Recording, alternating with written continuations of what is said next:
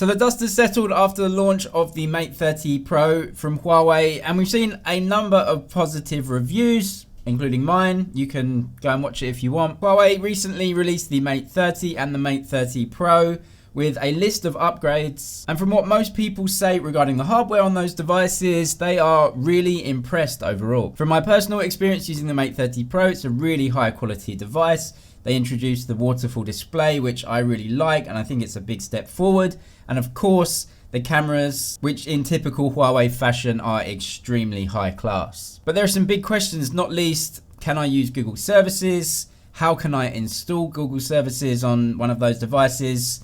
And the biggest one, will it actually ever be sold in my country? So here's the latest news on Huawei and everything we know about the situation right now. And well, according to the latest reports, sales in China have been absolutely stellar. The phone has sold really well, and according to Yuchangdong, they sold over 1 million in the first sales of the phone. But what about the worldwide sales of the Mate 30 series? According to the latest details, Huawei are not going to receive any more reprieves or extensions to the current situation. That just means that the Mate 30 series is not in any way going to get Google services. Even if it does get a reprieve, it will not affect the Mate 30 series. The situation will not change, and that makes the phone a really tough sell outside of China. It also doesn't have DRM support, so even if you are able to get apps on the device, you won't be able to watch Netflix in HD, for example. The phones are hampered outside of China, which is why Huawei has been so quiet on the issue of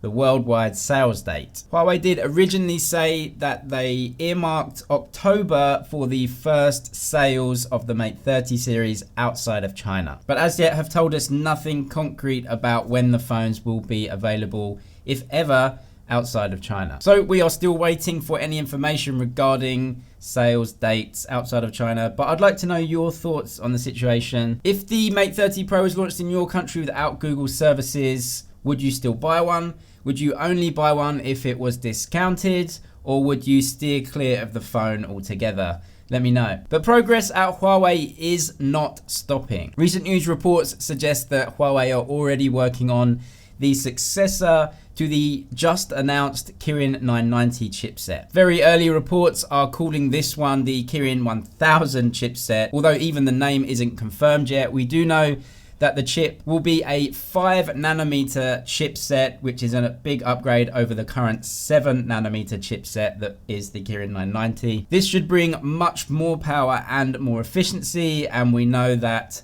Qualcomm and Apple are working on 5nm chipsets too. This should be coming in the next lineup of Mate phones in 2020. And of course, they will feature 5G, which will be standard in chipsets next year, especially for Huawei. And by that time, Huawei might be able to run their phones solely on their own software and solely using their own app store. Huawei have offered $1 billion in cold hard cash to app developers to come over to the Huawei App Store and develop apps for Huawei. And they are also giving them a much higher percentage of revenue as compared to the Google and Apple app stores. This is really the only option for Huawei if they can't use Google. Subscribe for more content on the Mate 30 Pro and updates on the situation. That's it for now, but I'll see you in the next one.